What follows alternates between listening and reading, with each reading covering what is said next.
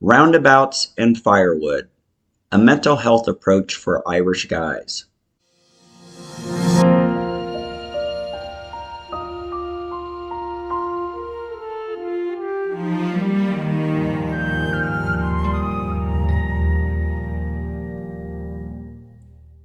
Chapter 12, a reminder.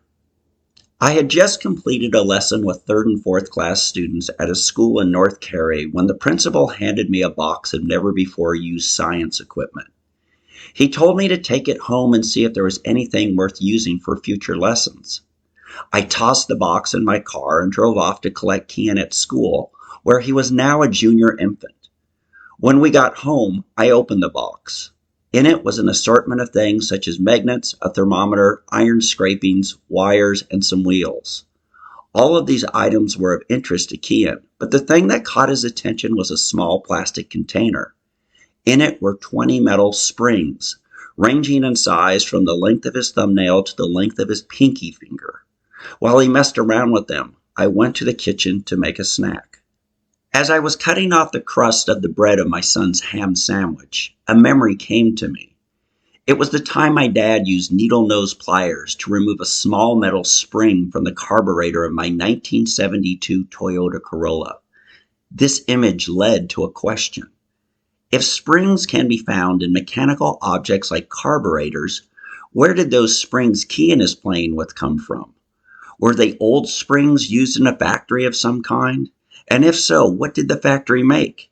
Even if the factory made something harmless, the springs may have been part of a contraption that used some kind of cancer-causing lubricant.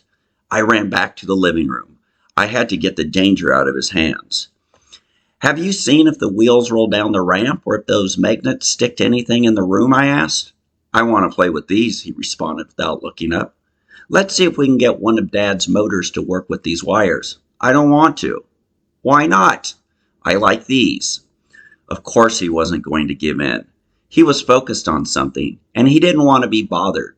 Now that I could relate to, but I knew the longer he played with them, the more likely that toxic lubricant would get on his hands, which would go into his mouth, and soon I'd be in the emergency room demanding that my son be saved. That vision led to me screaming at the top of my lungs, "Kian, give me those fucking springs!" Before he had the opportunity to do as I commanded, I grabbed them out of his hands and swept what was on the floor into the plastic container. Kian yelled, "Give them back, Dad, give them back."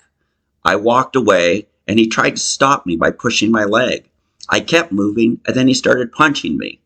I walked down the hall into the kitchen, and Kian continued his assault. Maneuvering my way around him, I opened the sliding door, threw the box in the backyard, and closed and locked the door. I turned to him and yelled, "They're gone. Now deal with it. Just deal with it."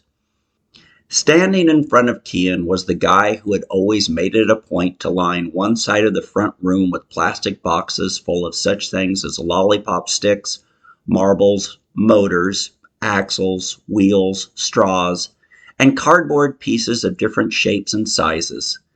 These had been put there, as he had been reminded since he was 2 years old, for him to explore and mess around with.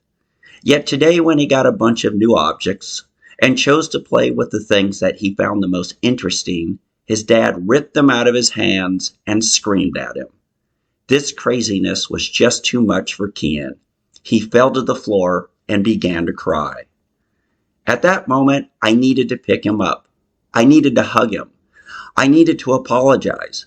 I had caused the problem, and now I needed to provide comfort. What did I do?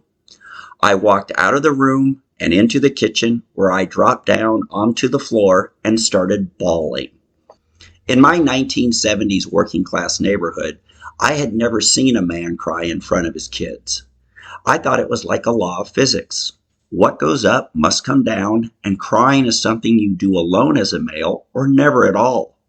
Quite honestly, I didn't ever consider the possibility that my dad ever cried until my late teens, when I considered he must have done it once or twice in his life. If you were angry, upset, or worried, you didn't cry. You went up to the tavern, got hammered, and returned and rebuilt an engine. You did not, under any circumstances, shed tears. Yet, there I was, at the age of 41, losing it. I sat on the floor with my hands over my face, having the cry of my life, thinking about the number of things I had done wrong, yielding to the OCD and yelling at Kian, believing trading off good days with bad days was a strategy that would work, thinking a move to Ireland was a good idea, and from there every mistake I had made in my entire life. As I reviewed my long list of stupid errors and stupid thinking, I cried harder and soon I was sobbing uncontrollably. A few minutes passed and I calmed down to the point that my crying fit was reduced to a series of whimpers. I felt my son's small hand pat me on the head as he tried to soothe me. After 20 seconds of this, he asked, "Dad, what's the matter?" I lifted my head, looked at Kian, and said, "Well, for one thing, my man card just got revoked."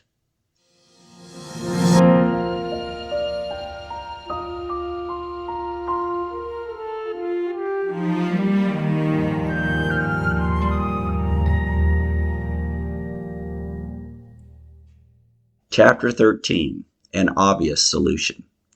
Kian managed to get me to lift my head and face him. Where I was embarrassed to have broken down in front of my son, he wanted to know if I was still on for soccer. On the drive home from school, I had promised him that we would play, and he wanted to know if that was still the plan. Once again, he was there to remind me that all was not lost. Dad had cried, and so what? It was now time to move on and go outside and kick a ball. While we were running around, I began to feel better. 30 minutes later, we were in a bit of a rhythm, and I apologized and told him that I had made the mistake of letting a crazy thought get the better of me. "You mean OCD?" he asked. "That's what I'm talking about. I've been putting work into it, but not enough. I'll try harder." For years I had ignored the OCD, and then only when I was soon to be a father did I muster up the courage to go see a therapist. I made the mistake of thinking a small improvement was a huge improvement. It wasn't until I read When Panic Attacks that I understood there was a therapeutic approach that would work for me, and it did, but then I decided I could outthink the recommendations in the book and not do the daily work daily. Instead, I'd do it every second and sometimes every third day. It was only when I yelled at Kian and made him cry for playing with materials I gave him, only after he had come to my rescue and got me off the floor when I was nearly dehydrated from all the crying, that it struck me that I needed a red alert go-to strategy, something that I could do when I was at risk of freaking out around my son. As I ran around the field kicking a ball and chasing him, it became clear just what that was. It's what I had to do most evenings.